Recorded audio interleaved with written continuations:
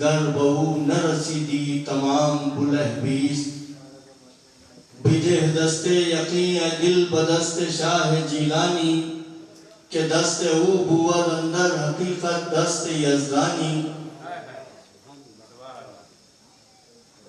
سجادہ نشین آستانہ عالیہ گدی نشین اور ان کی برادری حاضرین مجلس، مجھے حکم ہوا تھا کہ میں حاضر ہوں۔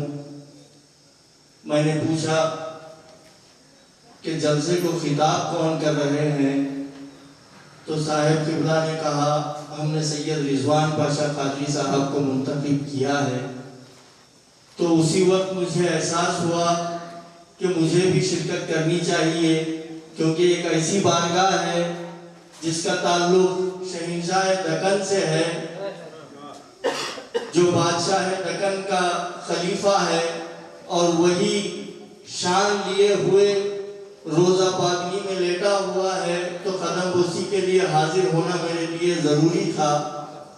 اور جس مقرر کا انتخاب کیا گیا، یقین مانیے وہ شخصیت ایسی ہے، تمام دکن کے سلسلے قادریہ کے جتنے خانوادے ہیں، ان تمام خانوادوں میں نمایاں طور پر اس وقت نظر آنے والا خانوادہ اگر کوئی ہے تو شاہ عبداللطیف قادری لاہوری رحمت اللہ علیہ، اور اس عظیم شخصیت کا شہزادہ نبی رہے غوث اعظم، جس پر غوث اعظم کی خصوصی نظر ہے، وہ شہزادہ آپ کے درمیان اس وقت موجود ہے۔ دیکھنا مجمع کو نہیں ہے، بلکہ مجمع کس قابل ہے وہ ضروری ہے۔ تمام اہل بیت یہاں پر بیٹھے ہیں، اور اس گاؤں کی خصوصیت ہے کہ تقریباً حضرت کی اولاد یہاں پر ہے، اور سیدوں کو ہی ایک سید مخاطب ہو رہا ہے۔ خوشی کی بات ہے، یہ موقع ہے میلاد النبی کا۔ ہمارے آقا کو جو اس دنیا میں بھیجا گیا، تو ہم دیکھیے جب آقا نامدار مکہ معظمہ میں پیدا ہوئے، سب سے پہلے میرے آقا نے سوشل جسٹس کی بنیاد رکھی۔ سوشل جسٹس کیسا؟ دائی حلیمہ کی گود میں میرا آقا لیٹا ہوا ہے، جب دودھ پلا رہی ہے دائی حلیمہ، جب سیدھی طرف دودھ کے لیے آقا کو لے جاتی تو وہ دودھ نہیں پیتے تھے، جب بائیں طرف لیتی تو دودھ پیتے تھے۔ آج سائنٹیفیکلی پروو ہو چکا ہے کہ رائٹ سائیڈ میں زیادہ ماں دودھ دے سکتی ہے، لیفٹ میں کم۔ تو میرے آقا نے دیکھا کہ اگر میں سیدھی طرف کا دودھ پیوں گا تو ناانصافی اس حلیمہ کے اس بیٹے سے ہوگی جس کے لیے اللہ تعالیٰ غذا رکھا ہے۔ سب سے پہلے بنیاد سوشل جسٹس کی ہمارا آقا اس دنیا میں رکھتا ہے۔ اس دور کے حالات جب آپ دیکھیں گے تو ساری دنیا پہ آپ نظر دوڑائیں گے، پوری دنیا کا عالم اس قدر بدنما ہو چکا تھا، اس قدر جاہلیت آ چکی تھی پوری دنیا میں۔ اس وقت ساری دنیا کو پیغام دینے کے لیے اللہ تعالیٰ پوری دنیا کی سینٹر پہ ہمارے آقا کو پیدا کیا۔ اگر دنیا کا کوئی سینٹر ہے تو وہ مکہ معظمہ ہے۔ اس جگہ پہ ہمارے آقا کو پیدا کیا گیا، کیونکہ جو پیغام ہمارے آقا دینے والے تھے کسی خطے کے لیے نہیں بلکہ پوری دنیا کے لیے وہ پیغام تھا۔ دوسرا، آقا کی نظر میں اگر سب سے مظلوم جوان ہونے کے بعد سب سے مظلوم کوئی چیز نظر آئی تو آقا کو وہ عورت نظر آئی۔ عورت میں بھی بیوہ عورت نظر آئی، کیونکہ عورت کے سوچنے کے جو تقاضے ہیں، ایک غیر شادی شدہ لڑکی کے تقاضے کچھ اور ہیں سوچنے کے، شادی شدہ عورت کے تقاضے کچھ اور ہیں سوچنے کے، بیوہ ہونے کے بعد سوچنے کے کچھ تقاضے اور ہیں۔ جب بچی کمسن ہوتی ہے تو اپنا سہارا باپ کو سمجھتی ہے، بھائی کو سمجھتی ہے۔ جب شادی ہوتی ہے تو اپنا سارا محافظ اپنے شوہر کو سمجھتی ہے۔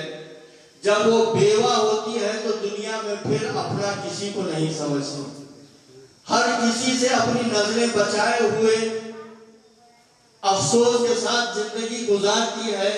تو اس افسوس کو ہمارے آقا نے دیکھا، دیکھنے کے بعد جب چلنے لگے تو مکے کی دھرتی نے کہا محمد کہاں جا رہے ہو؟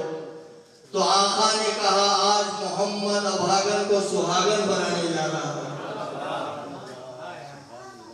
تو وہ آقا ہم کو دیا گیا، ہم کو چاہیے کہ جو تعلیمات ہمارے آقا کے ہیں، جو تربیت آقا کی ہے، جو اخلاق ہمارے آقا کے ہیں، وہ ہم میں آنا ضروری ہے۔ آج ساری دنیا میں ہمارے سر اگر غیروں کے آگے جھکے ہوئے ہیں، ہمارے دل اس خوف کو قبول کر چکے ہیں جو پوری دنیا میں بربریت مسلمانوں پہ نازل ہو رہی ہے، تو اس کی وجہ کیا ہے؟ آپ ایک بات دیکھیے، سید رضوان پاشا قادری صاحب مدد اللہ العالی جب حیدرآباد سے نکلے تو ان کو بلانے والی شخصیت جو تھی، اس دعوت پر انہوں نے اپنے سارے سفر کو ان کے حوالے کر دیا۔ حیدرآباد سے لے کر واپس حیدرآباد جانے تک ذمہ داری آپ کے سجادہ نشین صاحب کی ہے، اور دعائیں اس بزرگ کے ساتھ لے کر آئے ہیں اور ساتھ لے کر جائیں گے، کیونکہ انہوں نے اپنے آپ کو حوالے کر دیا ہے۔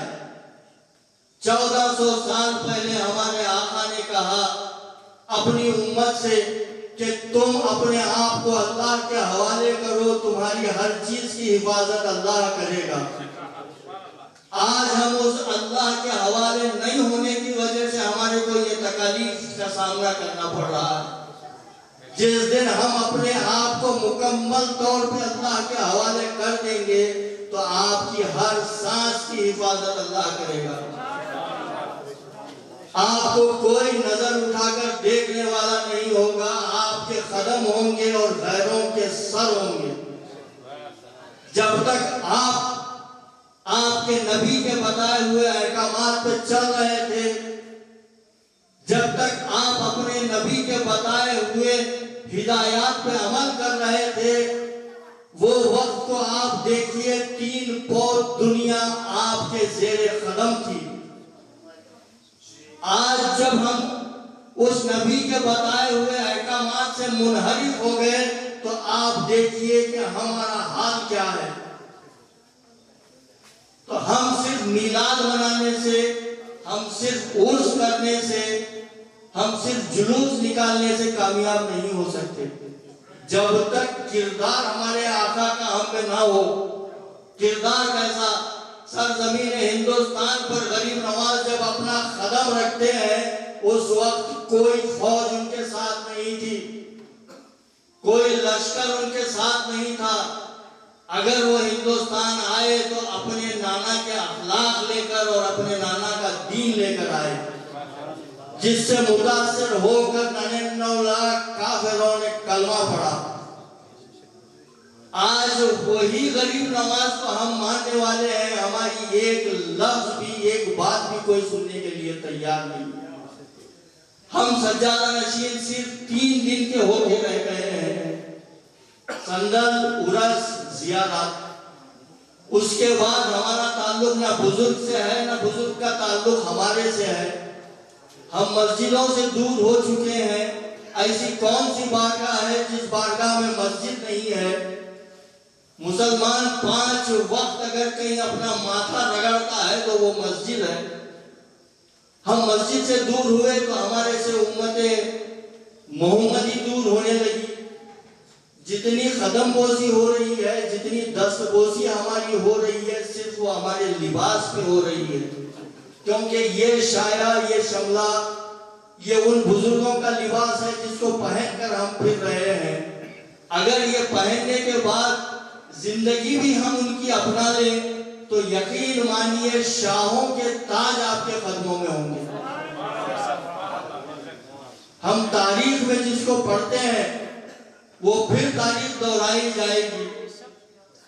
ایک سلسلے چشت کے بزرگ کا واقعہ میں آپ کو سناؤں، جو آپ ہی کے بزرگ کا پیر بھائی ہے، جسے ہندوستان سلیم الدین چشتی کے نام سے جانتا ہے، جن کی دعاؤں سے جہانگیر پیدا ہوا، جن کے در پہ اکبر باپ پیادہ آیا تھا،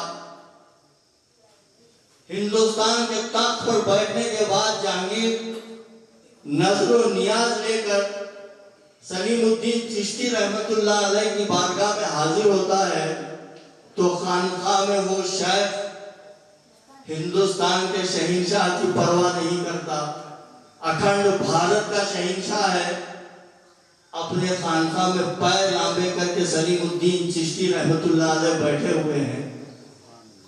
جب داخل ہوتا ہے خانقاہ میں، جب نظارہ دیکھتا ہے کہ وہ فقیر اپنے پیروں کو لامبا کر کے بیٹھا ہوا ہے تو شہنشاہ ہندوستان کے چہرے کے تاثرات تبدیل ہوتے ہیں کہ میں ہندوستان کا شہنشاہ ہوں اور ایک فقیر میرے سامنے پیر لامبے کر کے بیٹھا ہے، تو جو تحفے لایا تھا واپس لے کے نکلتا ہے۔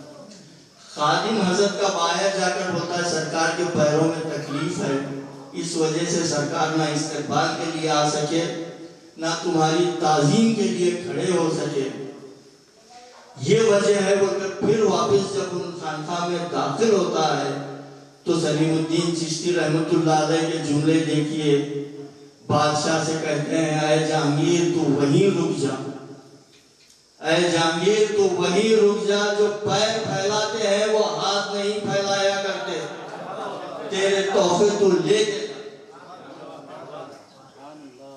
یہی بزرگ کے پیر بھائی جو ساؤتھ انڈیا میں پہلے آنے والوں میں سے ہیں، نظام الدین اولیاء محبوب الہی کے خلیفہ، جسے سارا ساؤتھ انڈیا برہان الدین غریب کے نام سے جانتا ہے، خلد آباد شریف میں آرام فرما ہے، بندہ نواز کے والد کے قریب۔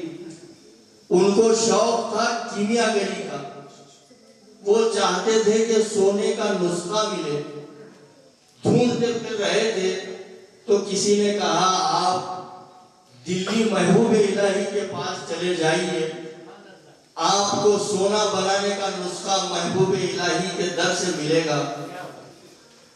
تو یہ دلی گئے، خانقاہ میں آرام فرما رہے، بارگاہ میں باریابی نہیں ہوئی، حاضری کے لیے اجازت نہیں ملی۔ کچھ دن کے بعد رات میں 3 بجے جب تہجد کے لیے سرکار محبوب الہی اٹھتے ہیں اور آواز دیتے ہیں برہان الدین، تو فوراً خدمت میں حاضر ہوتے ہیں برہان الدین غریب، فرماتے ہیں سرکار حکم، تو محبوب الہی ارشاد فرماتے ہیں برہان الدین طہارت کے لیے ایک ڈھیلا لے کر آؤ۔ تو ڈھیلا ڈھونڈنے کے لیے نکلے، جس چیز کو ہاتھ لگا رہے ہیں سونا بن رہا ہے، تھک کے واپس آتے ہیں، ہر چیز سونا بن رہی ہے، آ کر کہتے ہیں کہ سرکار میں جس چیز کو ہاتھ لگا رہا ہوں وہ سونا بن رہی ہے۔ تو محبوب الہی کے جملے دیکھو، محبوب الہی ارشاد فرماتے ہیں برہان الدین ایسی چیز کے پیچھے کیوں پڑے ہو جو پیشاب کے کام نہیں آ سکتے۔ پھر زندگی برہان الدین کی تبدیل ہوتی ہے، پھر خلافت سے نواز دیے جاتے ہیں، پھر آپ دیکھ رہے ہیں ساؤتھ انڈیا میں محبوب الہی کے خلفاء کہاں کہاں کیا کر رہے ہیں۔